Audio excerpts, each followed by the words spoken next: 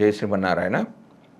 జ్ఞానానందవయం దేవం నిర్మలాస్ఫటికాకృతిం ఆధారం సర్వవిద్యానాం హయగ్రీవం పాస్పయ ఆపదాపహర్తారం ధాతారం సర్వసంపదాం లోకాభిరామం శ్రీరామం భూయో భూయో నమామ్యం. మనము ఈ వీడియోలో సెప్టెంబర్ నెల ద్వాదశ రాశుల వారి యొక్క ఫలితాల గురించి మనం తెలుసుకుందాం. ఈ మాస ఫలితాల్లో ముఖ్యంగా రవి, కుజ, శుక్ర, బుధ గ్రహాలు ప్రముఖమైన పాత్రను వహిస్తాయి. ఆ గ్రహాలు ఏ స్థానాలుంటే శుభ ఫలితాలు ఇస్తాయి, ఏ స్థానాలుంటే అశుభ ఫలితాలు ఇస్తాయి అనే దాని గురించి మనం ఇప్పుడు తెలుసుకుందాం. ఒక మాసం తమకు అనుకూలమా ప్రతికూలమా అని గమనించేందుకు రవి, కుజ, శుక్ర, బుధ గ్రహాలను గమనించడం అనేది సాంప్రదాయం. సూర్యుడు 3, 6, 10, 11 రాశిలో సంచరించే సమయంలో మాత్రమే శుభ ఫలితాలను ఇస్తాడు. మిగిలిన సమయాల్లో అతడు సంచరించే రాశి దృష్టి ఉన్న సప్తమ రాశి విషయంలో జాగ్రత్తలు అనేవి తీసుకోవాలి. వేరువేరు జన్మరాశుల వారికి రవి సంచరిస్తున్న రాశి దృష్టి ఉన్నటువంటి రాశులు ఏ భావాలైతాయో గమనించి వానికి అనుకూలమైన ఫలితాలను నిర్దేశించాల్సి ఉంటుంది. రవి గోచారంలో వ్యతిరేకంగా ఉన్న సమయంలో అధికార ప్రభుత్వ సంబంధమైన సమస్యలు, అనారోగ్య లోపాలకు, మానసికమైన ఒత్తిడులకు అధికమైన అవకాశం అనేది ఉంటుంది. అదేవిధంగా కుజుడు గోచారంలో అననుకూలమైన రాశిలో సంచరిస్తుంటే చిన్న చిన్న ప్రమాదాలు, ఒత్తిడులు, శరీరకమైన అనారోగ్యాలు, నొప్పులకు అవకాశం అనేది అధికంగా ఉంటుంది. అంతేకాకుండా సామాజికంగా అప్పులు పెరగడం, శత్రుత్వాలు అధికం కావడం కూడా ఉంటుంది. తగిన దాన ధర్మాలు అవసరము అవుతాయి. 3, 6, 11 రాశుల్లో మాత్రమే శుభ ఫలితాలను కుజుడు ఇచ్చినప్పటికీ తాను సంచరిస్తున్న రాశి దృష్టి ఉన్నటువంటి 4, 7, 8 రాశులను కూడా ఫలితాల విషయంలో లెక్కలోకి తీసుకోవాలి.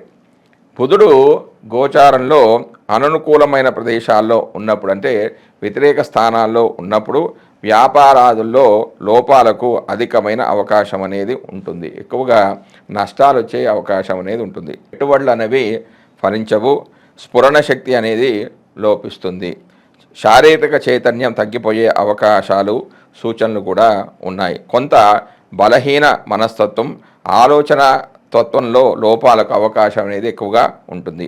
రోగ నిరోధక శక్తి లోపించడం వల్ల కలిగే సమస్యలు పెరుగుతాయి. బుధుడు 2, 4, 6, 8, 10, 11 స్థానాల్లో శుభ ఫలితాలను ఇస్తాడు. తాను చూస్తున్న భావాలకు కూడా శుభాన్ని ఇస్తాడు. శుక్రుడు అధిక స్థానాల్లో గోచారిత్యా అనుకూలంగానే ఉన్నప్పటికీ బలహీనమైన గోచార ఫలితాలనిచ్చే స్థానంలో మనోభిష్టాలు నెరవేరక ఇబ్బంది పడుతూ ఉంటారు. శుక్రుడు ఒక రాశిలో సంచరించే కాలంలో మానసికమైన వ్యవహారాలు, ఆకర్షణలలో లోపాలు, ఇబ్బందులకు అవకాశం అనేది ఉంటుంది. శరీరంలో హార్మోన్ల లోపాలు అనేవి ఏర్పడతాయి. సమతుల్యమైన భావాలు దెబ్బతింటాయి. శుక్రుని విషయంలో 6, 7, 10 రాశుల సంచారం మాత్రం చాలా లోపమైనది. 6వ స్థానం సంచారం అధికమైన లోపంగా పరిగణిస్తారు. భార్యాభర్తల మధ్యలో అభిప్రాయ భేదాలకు కూడా ఇటువంటి అంశాలు కారణమవుతాయి. మానసికమైన ఒత్తిడి తీవ్రంగా ఉంటుంది. ఒక నెల రోజులు కొంత ఎక్కువ తక్కువలతో కూడుకున్న రోజుల్లో సంచరించే గ్రహాలు ఇవి.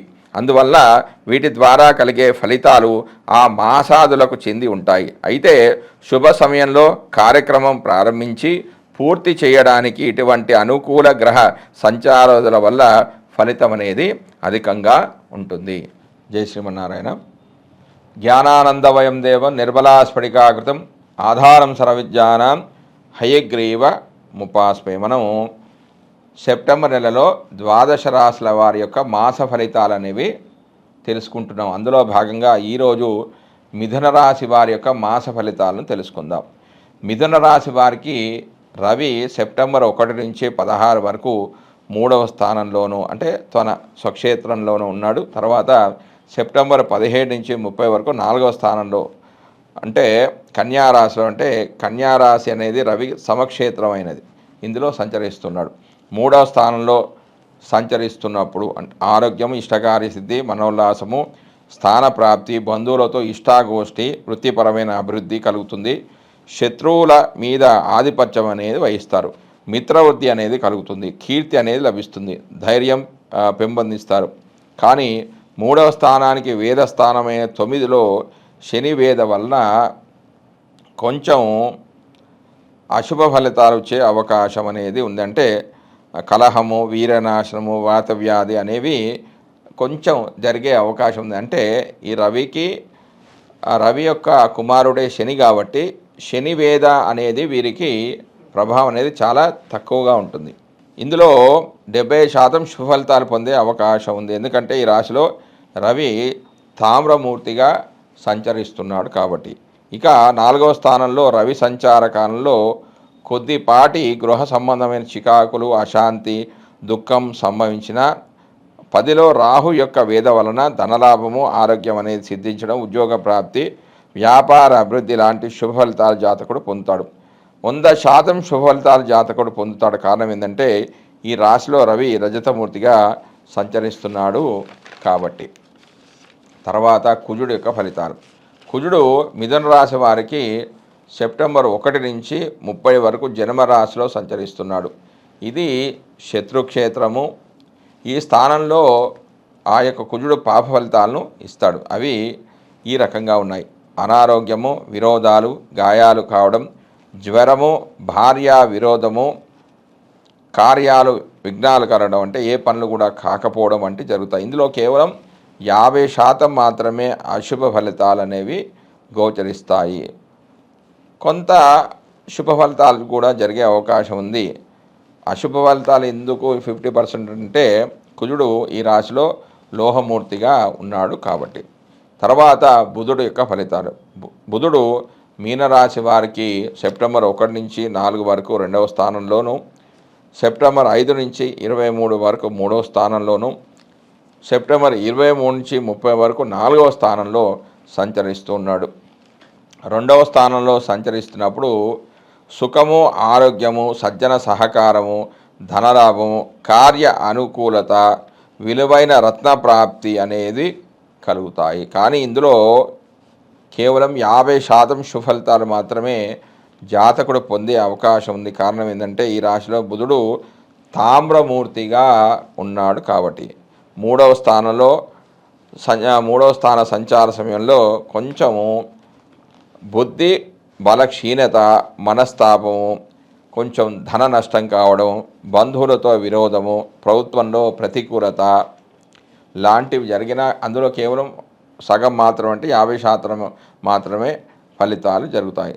ఇంకో కారణం ఏంటంటే ఈ కారణానికి వేద స్థానమైన 4లో శుక్రుడు, కేతువు కూడా సంచరిస్తున్నాడు కాబట్టి. ఇక 4వ స్థానంలో సంచరిస్తున్నప్పుడు శుభ ఫలితాలు ఇస్తాడు. అవి ధనధాన్య వృద్ధి, బుద్ధిబలము పెరగడం, కార్యసాధన, అంటే అనుకున్న పనులలో విజయాన్ని సాధిస్తారు. మాతృ సౌఖ్యం అనేది ఉంటుంది. కుటుంబ వృద్ధి కలగడం, సంతోషం ఉంటుంది. బంధు సహకారంతో అన్ని పనులు కూడా పూర్తి చేస్తారు. కానీ 4వ స్థానానికి వేదస్థానమైన 3లో రవిగ్రహ సంచారం వల్ల కొంత ఇబ్బందులు అనేవి కలుగుతాయి. కానీ మొత్తం చూసుకున్నట్టయితే ఈ రాశి వారికి 25% మాత్రమే శుభ ఫలితాలు ఇస్తాడు. ఎందుకంటే ఈ స్థానంలో శుభగ్రహం లోహమూర్తిగా ఉంటే కేవలం 20% మాత్రమే శుభ ఫలితాలు అనేవి ఉంటాయి. తర్వాత గురుడు యొక్క ఫలితాలు. గురుగ్రహము మిథున రాశి వారికి సెప్టెంబర్ 1 నుంచి 30 వరకు 12వ స్థానంలో సంచరిస్తున్నాడు. ఈ స్థానం అనేది గురుడికి శత్రుక్షేత్రం. 12వ స్థానంలో గురుడి సంచారం వల్ల స్థాన చలనం కావడం, అంటే ఒక స్థానం నుంచి ఇంకో స్థానానికి వెళ్ళడం, వృధా ప్రయాణాలు చేయడం, దారిద్రము, కొంత దుఃఖము, ధన నష్టము, ఆస్తి నష్టము, అనారోగ్యం అనేది కలగవచ్చు. తీర్థయాత్రలు చేయడం ద్వారా, శుభకార్యాలు చేయడం ద్వారా కొంత డబ్బును అనేది ఖర్చు చేస్తూ ఉంటారు. ఇందులో కేవలం 20% శుభ ఫలితాలు మాత్రమే జాతకుడు పొందే అవకాశం ఉంది. ఎందుకంటే ఈ రాశిలో గురుడు లోహమూర్తిగా ఉన్నాడు కాబట్టి. తర్వాత శుక్రుడి యొక్క ఫలితాలు. మిథున రాశి వారికి శుక్రుడు సెప్టెంబర్ 1 నుంచి 18 వరకు 4వ స్థానంలోను, అంటే నీచ రాశిలో ఉన్నాడంటే కన్యా అనేది శుక్రుడికి నీచ రాశి, అందులో ఉన్నాడు. సెప్టెంబర్ 19 నుంచి 30 వరకు 5వ స్థానంలో సంచరిస్తున్నాడు, అంటే తన సొంత క్షేత్రంలో సంచరిస్తూ ఉన్నాడు. 4వ స్థానంలో సంచరించేటప్పుడు శుభ ఫలితాలను ఇస్తాడు. అవి ఈ రకంగా ఉన్నాయి: బంధు సౌఖ్యము, బుద్ధి బలము, బంధుమిత్రుల అనుకూలత, వ్యవసాయ లాభం అనేది కలుగుతుంది. మాతృ సౌఖ్యం కూడా చాలా కలుగుతుంది. 5వ స్థానంలో ఇష్టకారి సిద్ధి, ధనధాన్య లాభము, మధుర పదార్థాల లభ్యత, శత్రుక్షయము కలుగుతుంది. వీటిలో కేవలం 50% మాత్రమే శుభఫలితాలు జాతకుడు పొందుతాడు. ఎందుకంటే ఈ స్థానంలో శుక్రుడు తామ్రమూర్తిగా ఉంటున్నాడు కాబట్టి. తర్వాత శని యొక్క ఫలితాలు. శని మిథున రాశి వారికి సెప్టెంబర్ 1 నుంచి 30 వరకు 9వ స్థానంలో సంచరిస్తున్నాడు. శని 9వ స్థాన ఫలితాలతో పాటుగా తాను వీక్షించే స్థానాలైన 3, 6, 11 స్థాన ఫలితాలను కూడా ఇస్తాడు. అవి ఈ విధంగా ఉన్నాయి: స్త్రీ సంభోగము, ప్రయత్నించిన కార్యాలు సిద్ధింపజేసుకుంటారు. కొంత భార్యాపుత్రుల నుంచి వ్యతిరేకత అనేది ఉంటుంది. వృధా ప్రయాణాలు చేస్తారు. పితృవర్గం వారికి చెడు ఫలితాలు వచ్చే అవకాశం కూడా ఉంది. ఈ రాశిలో కేవలం 20% మాత్రమే శుభఫలితాలు పొందుతారు. ఎందుకంటే ఈ రాశిలో శని సువర్ణమూర్తిగా ఉంటున్నాడు కాబట్టి. తర్వాత రాహు యొక్క ఫలితాలు. మిథున రాశి వారికి రాహువు సెప్టెంబర్ 1 నుంచి 30 వరకు 10వ స్థానంలో సంచరిస్తున్నాడు. 10వ స్థానంలో రాహువు శుభ ఫలితాలను ఇస్తాడు. శారీరక సౌఖ్యము, భోజన సౌఖ్యము, సంతోషము, ఉద్యోగ వ్యాపారాల్లో రాణింపు అనేది ఉంటుంది. కొంత అనవసర ప్రయాణాలు కూడా ఉంటాయి. వాత సంబంధమైన వ్యాధులు వచ్చే అవకాశం కూడా ఉంది. రాహు ఇందులో కేవలం 50% శుభ ఫలితాలు ఇస్తాడు. ఎందుకంటే రాహు ఈ రాశిలో లోహమూర్తిగా ఉంటున్నాడు కాబట్టి. తర్వాత కేతువు యొక్క ఫలితాలు. మిథున రాశి వారికి కేతువు సెప్టెంబర్ 1 నుంచి 30 వరకు 4వ స్థానంలో సంచరిస్తూ ఉన్నాడు. కేతువు ఈ రాశి వారికి 4వ స్థానంలో సంచరించడం వల్ల అశుభ ఫలితాలను ఇవ్వడం అనేది జరుగుతుంది. 4వ స్థానం అనేది సుఖానికి సంబంధించిన స్థానం. ఆ ఫలితాలు అనేవి ఈ విధంగా ఉన్నాయి: సరి అయిన ఆలోచనలు అనేవి రాకపోవడం, అనవసరమైన ప్రయాణాలు చేయడం, స్త్రీలతో కలహాలు, భోజన అసౌఖ్యము, సుఖరాహిత్యం వంటి వాటిలో కేవలం సగం, అంటే 50% మాత్రమే చెడు ఫలితాలు అవకాశాలు ఉన్నాయి. ఎందుకంటే కేతువు ఈ రాశిలో లోహమూర్తిగా ఉంటున్నాడు కాబట్టి. ఏ రాశి అయితే ఉందో ఆ రాశ్యాధిపతి ఎవరో తెలుసుకోండి. ఆ రాశ్యాధిపతికి మనం బలాన్ని చేకూరితే మిగతా గ్రహాల ప్రభావం కూడా అంత తక్కువగా ఉంటుంది. ఎందుకంటే ఇప్పుడు మనం మిథున రాశి గురించి తెలుసుకుంటున్నాం కాబట్టి మిథున రాశికి అధిపతి ఎవరు? బుధుడు. కాబట్టి బుధుడికి సంబంధించిన, అంటే విష్ణు సహస్ర పారాయణం కానీ, గణపతికి కానీ, అంటే ప్రతి బుధవారం గణపతి గుళ్ళో అర్చన చేసుకోవడం, నెలకోసారి వచ్చే సంకటహార చతుర్థి రోజు ఉదయం మొత్తం ఉపవాసం ఉండి సాయంత్రం, అంటే కొన్ని ఆలయాల్లో సాయంత్రం అభిషేకం చేస్తారు. అభిషేక కార్యక్రమంలో పాల్గొని హోమం కూడా చేస్తారు.